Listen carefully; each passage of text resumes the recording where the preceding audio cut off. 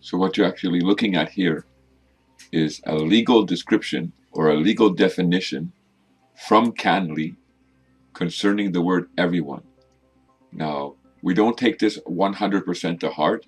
Nevertheless, this description is backed up by court judgments that are present here in Canada. So it says everyone. Read as a whole, it appears that Section 7 was intended to confer protection on a singularly human level. A plain, common sense reading of the phrase, everyone has the right to life, liberty, and security of the person, serves to underline the human element involved. Only human beings can enjoy these rights. Everyone, then, must be read in the light of the rest of the section, and defined to exclude corporations and other artificial entities incapable of enjoying life, liberty, or security of the person, and include only human beings.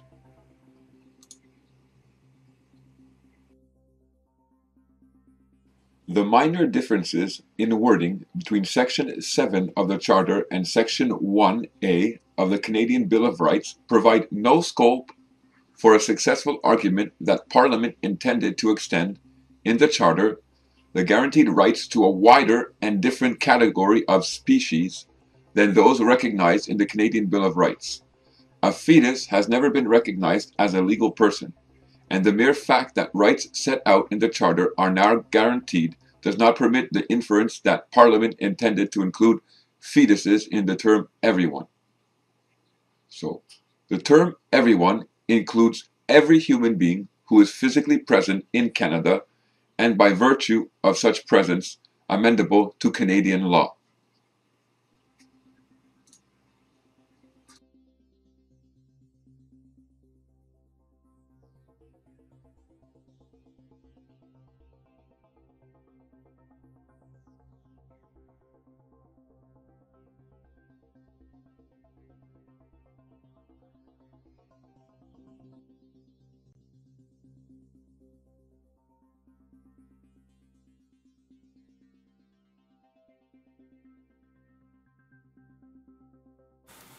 We see that in the Canadian Charter of Rights and Freedoms, Article 2, where it's talking about fundamental freedoms, the subject everyone, the justice system recognizes that this subject is being referred to as a human being, and they state as a human being alone.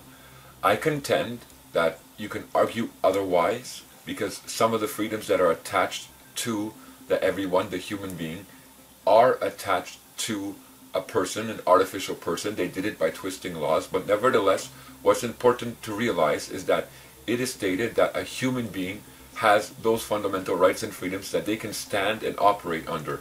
Now, this video is going to be more specifically concerning just two of them, the freedom of association and the freedom of religion. Most of you know, if you've watched any of my videos that are located here at YouTube or at my website, that I contend that a Canadian citizen is someone who has been rendered a subject or a servant of Her Majesty and is therefore being held in servitude and has no choice of association, must be associated to Her Majesty and to her kingdom. Now, just a little study of the monarch and her system, or in that system in operation, and we come to see that that is a religious system, and the beliefs that is contained within that family is a religious belief or a religious system. They claim that she is the defender of the faith here in Canada. That's the title or designation that they give to her. As being the defender of the faith, therefore, she has, if you will, created a personhood, termed it Canadian citizen, and rendered you that subject. Now, in your right as a human being, for your freedom of expression of religion, there is a right that you can exercise to say, well, listen, I don't want to be part of that religion that you created. Your religion may have created a great big kingdom called Canada, and may have created subjects and servants in that state called Canada, but I don't want to be part of it. And you're claiming that the only reason why you can, if you will, control me or you can regulate me is because I'm a subject of your kingdom, and your kingdom is based upon a religious context. Therefore, I can exercise my human rights to say, well, listen, I refuse to be a subject or a servant, because I refuse to be associated to this religious garbage that is created this system all around me.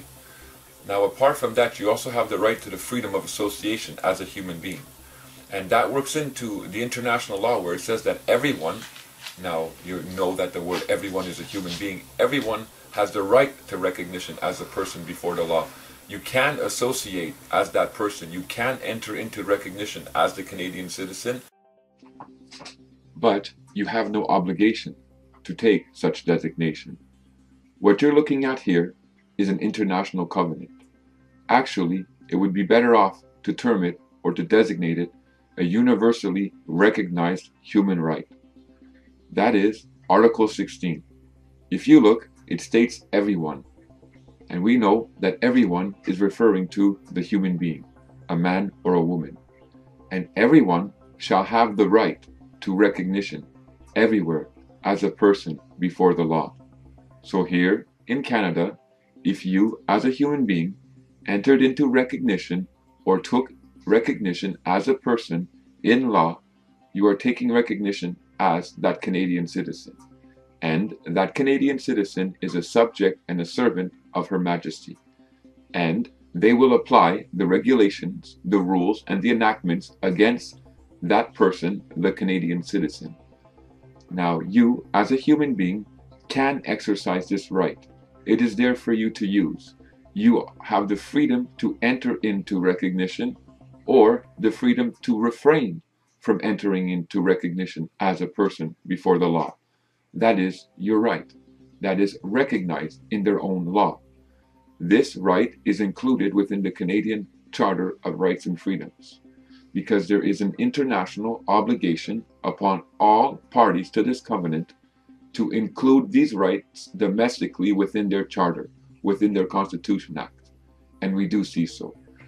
If you will take recognition as a Canadian citizen, then you are associating yourself with Her Majesty and her kingdom. And if you want to get even deeper into it, you are serving her religious kingdom. Here are a few articles of law that have been drawn out of the International Covenant on Civil and Political Rights. This is a covenant that Canada, as a state party, is under obligation to respect. Now, what is important to notice is that in this covenant, you're going to see there are several subjects or several players being addressed within this law.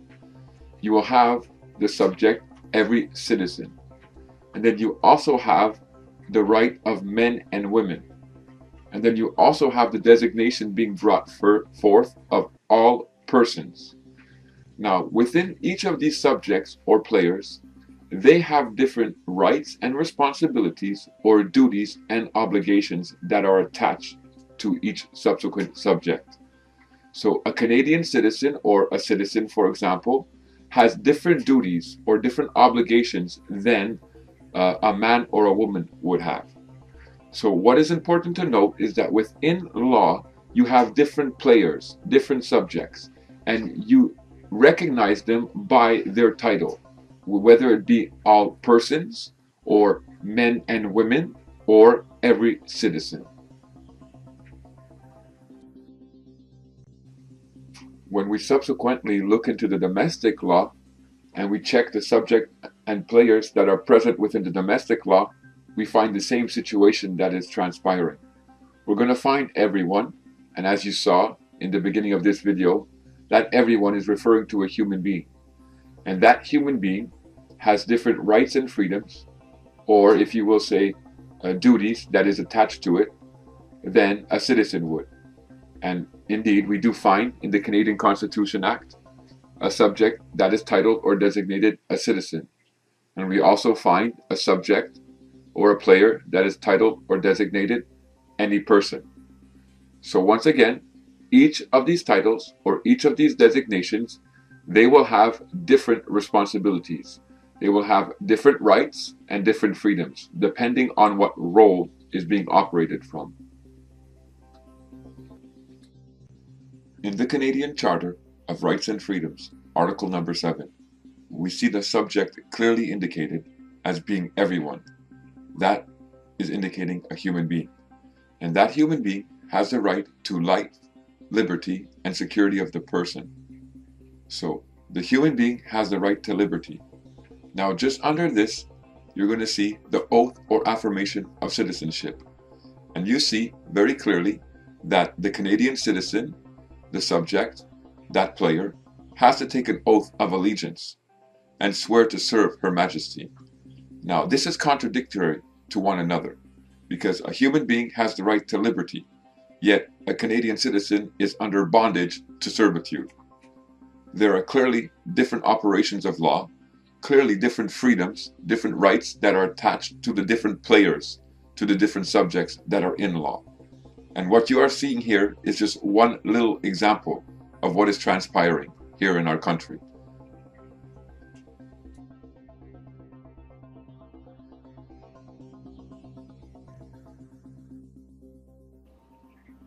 Everyone is the human being, and that human being has certain rights that he can exercise or that she can exercise. And the State Party Canada is under obligation to recognize these rights. And the rights that can be exercised are the right to life, liberty, and security of the person. However, the State Canada can try to limit these rights against a human being. And this article of law clearly states how they can do it. They say that the right not to be deprived thereof except in accordance with the principles of fundamental justice. Now, that statement is a very general statement.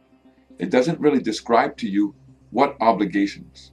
It doesn't really describe to you in what context can Canada, as this state party, limit a human being's rights that are recognized.